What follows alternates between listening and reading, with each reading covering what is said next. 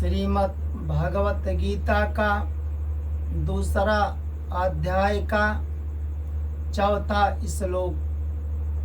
अर्जुन कृष्ण भगवान से कहते हैं, कथम विस्मम अहम संख्ये दृढ़म च मधुसूदन ईशुभि प्रतियुतसामि पूजा रहो हरिसूदन। अर्जुन कृष्ण भगवान से कहते हैं, हे मधुसूदन, मैं रणभूमि में पितामह भीष्म और द्रोण के साथ बाणों से कैसे युद्ध करूं, क्योंकि हे हरिसूदन, ये दोनों ही पूजा के योग्य हैं। कृष्ण भगवान जब अर्जुन से कहे कि हे अर्जुन, जिस युद्ध से भाग रहे हो तुम, ये धर्म का युद्ध है।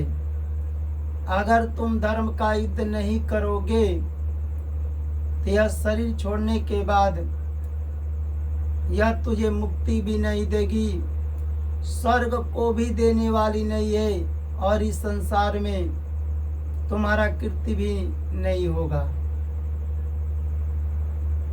अर्जुन कृष्ण भगवान से कहते हैं, हे भगवान, जो दुष्ट स्वभाव वाले हैं, आपने दुष्टों को भी मारे, अधर्ममय आचरण करने वाले हैं, आप उस अधर्मियों को भी मारे। जो संसार को कष्ट देने वाले मधु कैटभ आदि जैसे दैत्य हैं, उन दैत्यों को भी मारे।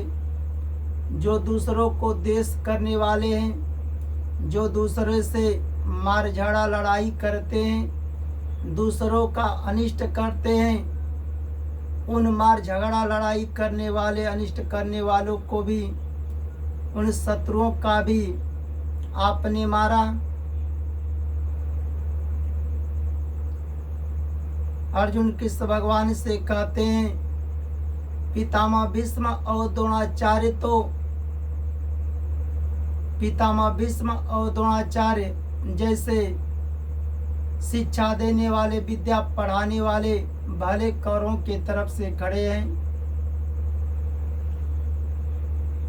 जो हमसे आचरण में श्रेष्ठ हैं, भले कौरवों के तरफ से खड़े हैं, पर पितामह भीष्म और द्रोणाचार्य मुझे बहुत स्नेह भी करते हैं।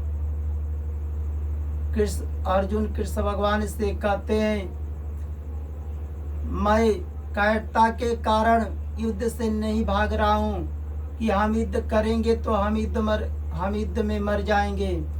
हम उस कायरता के कारण नहीं भाग रहे हैं।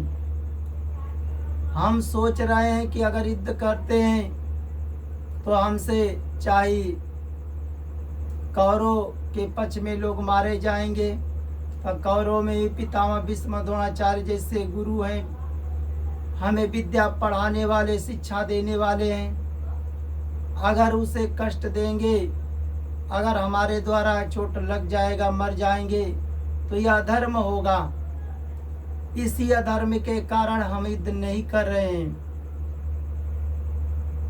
जो संबंध में पितामह भीष्म और द्रोणाचार्य हमसे उम्र में संबंध में बड़े हैं, ऐसे पितामह भीष्म और द्रोणाचार्य को तो हमें आदर करना चाहिए। आदरणीय, पूजा के योग्य हैं। तो हम इनको कैसे मारें? अगर युद्ध नहीं करेंगे, पितामह भीष्म और द्रोणाचार्य अगर हमें मार भी देंगे, मार रहे हैं तो इसे मारने दो। इनका कर्तव्य है मारना। जय जय श्री राधे राधे।